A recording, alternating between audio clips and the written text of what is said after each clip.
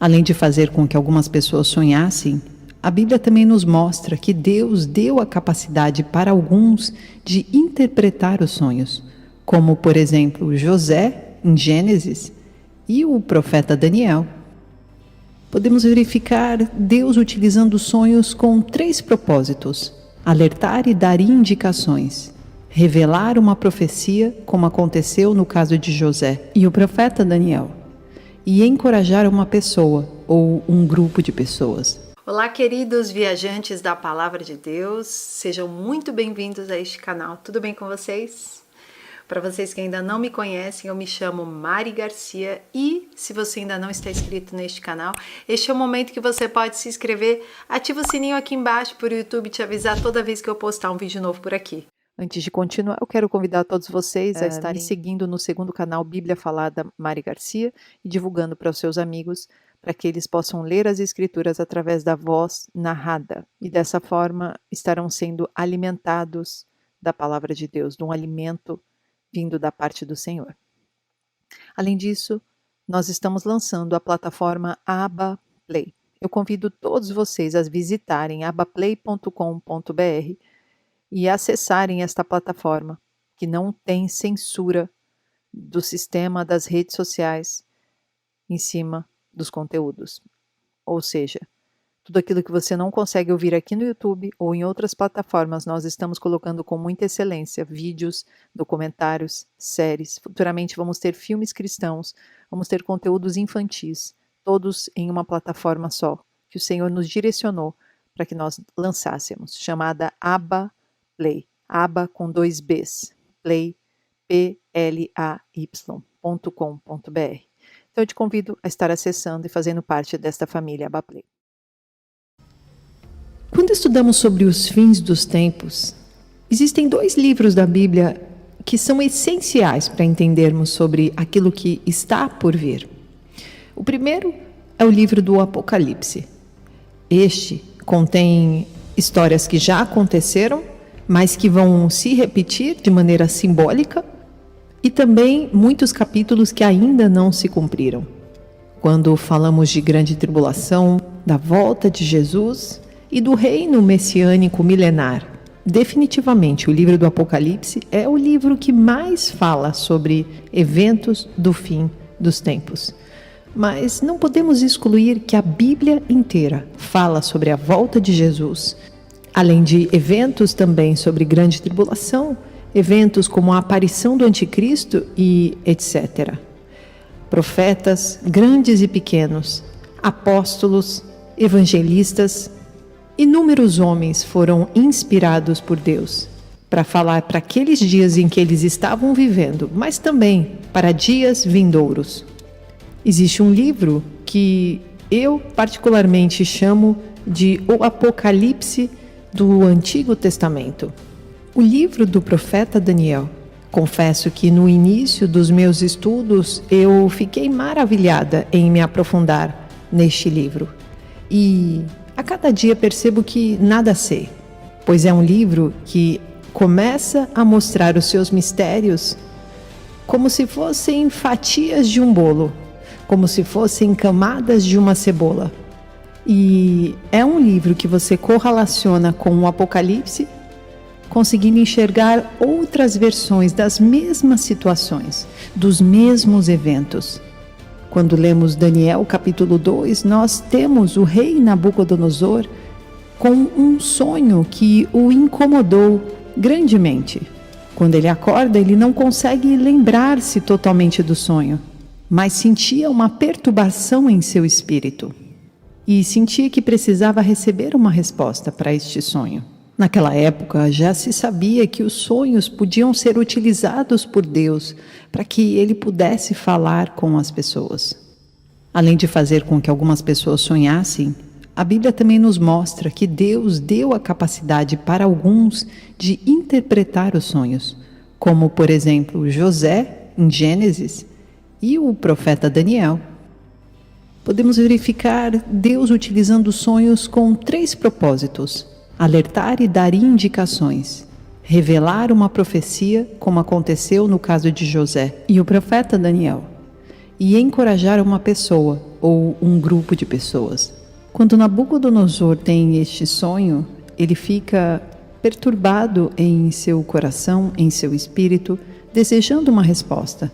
Então ele chama os seus mágicos, os seus astrólogos e feiticeiros para lhe dizer a interpretação deste sonho. Mas quando ele se depara com a impossibilidade que eles tinham de dizer-lhe a interpretação deste sonho, ele decreta que todos os magos, astrólogos e feiticeiros deveriam ser mortos, inclusive Daniel e os seus amigos, que faziam parte destes. Daniel, sabendo do decreto, pediu ao rei Nabucodonosor para que lhe desse um tempo para descobrir o sonho e sua interpretação. O rei concordou e aguardou impacientemente para ouvir de volta de Daniel a resposta e descansar a sua alma. No dia seguinte, Daniel foi trazido diante do rei, com o sonho e a sua interpretação. Daniel 2:31. Tu olhaste, ó rei, e diante de ti estava uma grande estátua. Uma estátua enorme, impressionante, de aparência terrível. A cabeça da estátua era feita de ouro puro. O peito e o braço eram de prata. O ventre e os quadris eram de bronze. As pernas eram de ferro e os pés eram em parte de ferro e em parte de barro. Enquanto estavam observando, uma pedra soltou-se sem auxílio de mãos, atingiu a estátua nos pés de ferro e de barro e os esmigalhou. Então, o ferro, o barro, o bronze, a prata e o ouro foram despedaçados. Viraram pó, como pó da debulha do trigo na eira durante o verão. O vento os levou sem deixar vestígio, mas a pedra que atingiu a estátua tornou-se uma montanha e encheu a terra toda.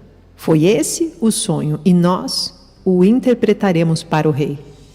E então você pode ler aí na sua Bíblia, no capítulo 2, toda a interpretação descrita pelo profeta Daniel.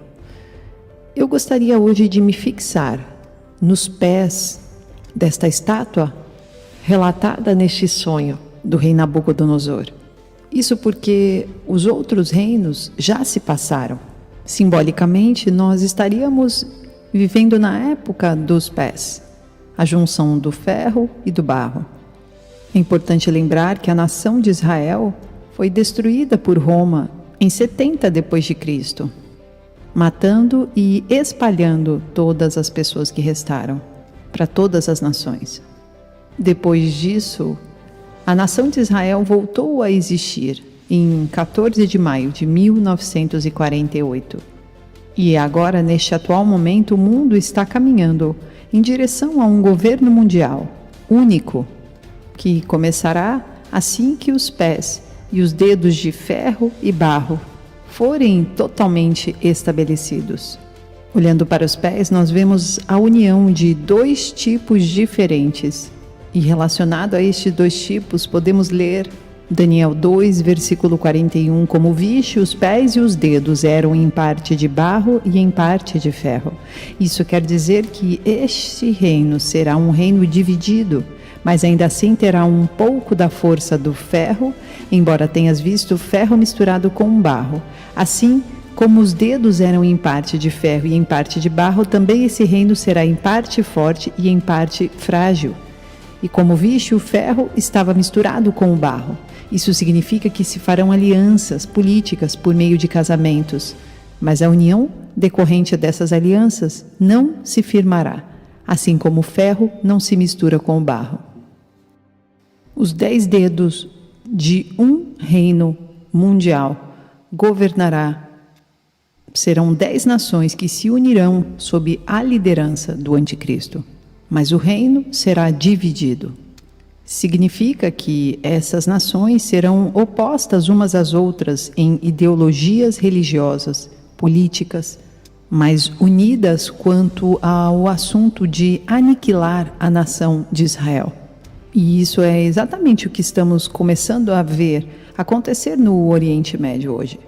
Muitas nações conspirando contra Israel para sua destruição.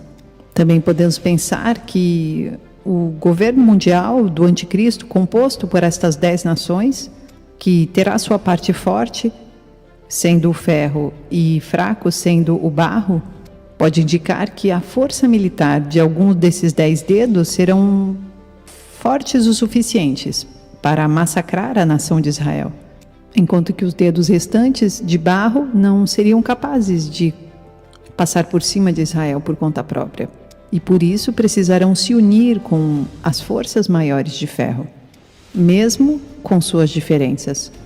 Quando lemos o Salmo 83, nós ouvimos falar sobre 10 nações, que facilmente poderiam estar direcionando e simbolizando esses 10 dedos, ou essas 10 nações que se unirão ao Anticristo nos últimos tempos. Salmo 83, versículo 5, com um só propósito, tramam juntos.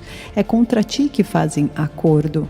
As tendas de Edom e dos ismaelitas, Moabe e os agarenos, Gebal, Amon e Amaleque, a Filístia, com os habitantes de Tiro até a Assíria, aliou-se a eles e trouxe força aos descendentes de Ló.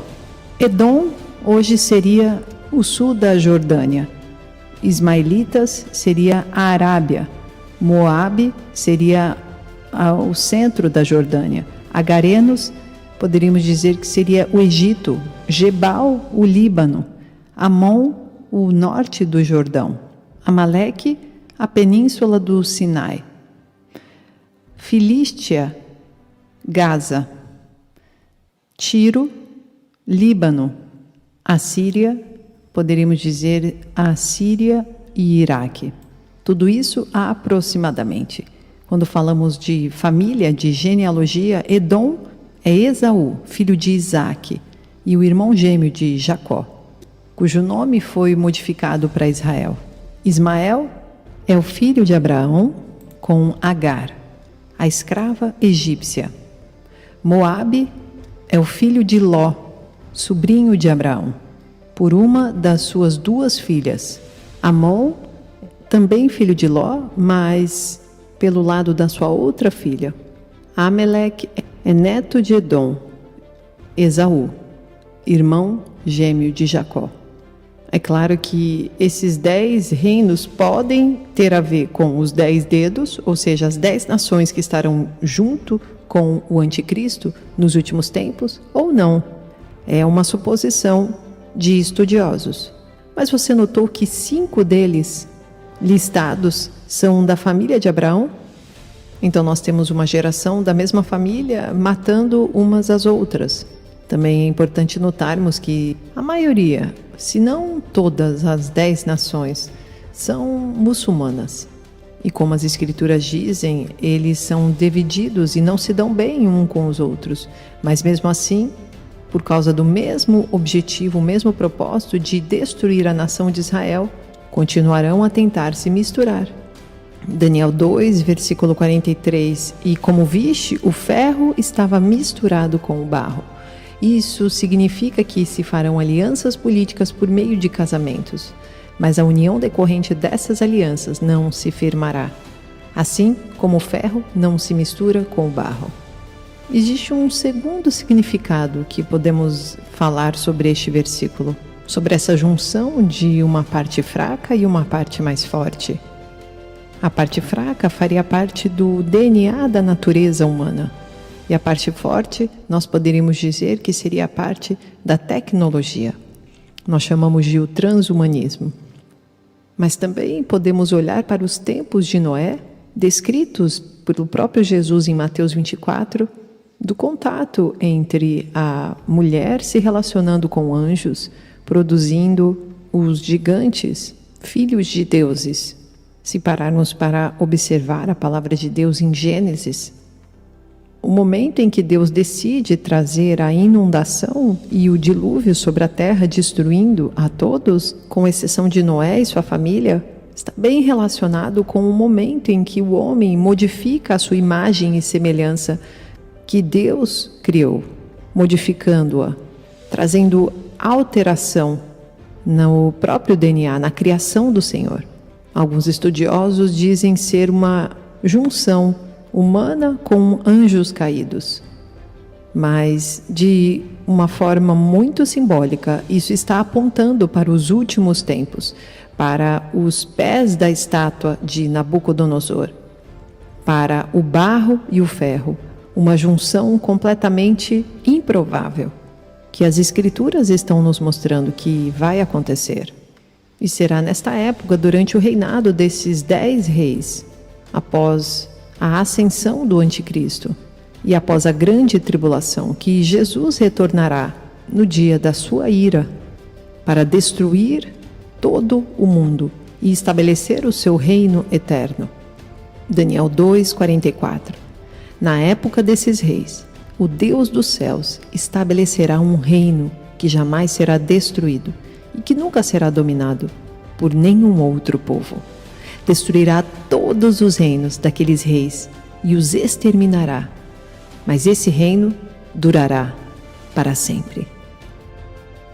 Então, estamos atentos, pois quando estes 10 dedos de ferro e barro estiverem presentes, possivelmente no Oriente Médio, na disposição de 10 nações chefiadas pelo Anticristo, esses reis e suas nações serão diferentes uns dos outros em ideologias e em política, assim como na sua força militar, com algum tipo de fraqueza.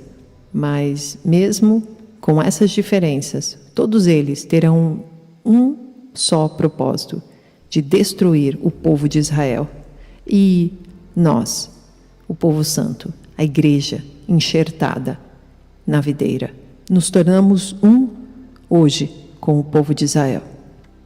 Naturalmente, também durante este tempo, é provável e já estamos vendo que a humanidade esteja se integrando com a tecnologia, o transhumanismo, onde novamente a Terra será modificada em sua população à imagem e semelhança de Deus, a partir da imagem e semelhança do homem com algum adicional.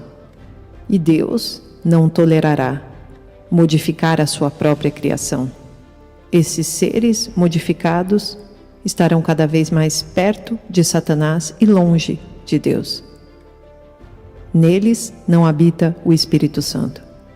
Portanto, durante os últimos dias, quando um único governo mundial, chefiado pelo Anticristo e as 10 nações, forem formados, terão ideologias operantes de todos os ex-líderes da estátua de Nabucodonosor, da cabeça de ouro, a Babilônia, do peito e braços de prata, Medo-Pérsia, o ventre e as coxas de bronze, a Grécia, e as pernas de ferro, Roma. Então a pedra vinda diretamente nos pés, ou a segunda vinda de Jesus, esmagará todas essas ideologias, começando pelos pés, pois será o tempo da vinda de Jesus, mas derrubando todas as ideologias formadas por essas nações ao longo de toda a história da humanidade. Todas elas estiveram longes de Deus, longes do povo de Israel, longe do propósito do Senhor. Após tudo destruído, o Senhor Jesus, o nosso Messias, Yeshua, Hamashia, estabelecerá o seu reino sobre a terra, e o seu reino existirá para sempre.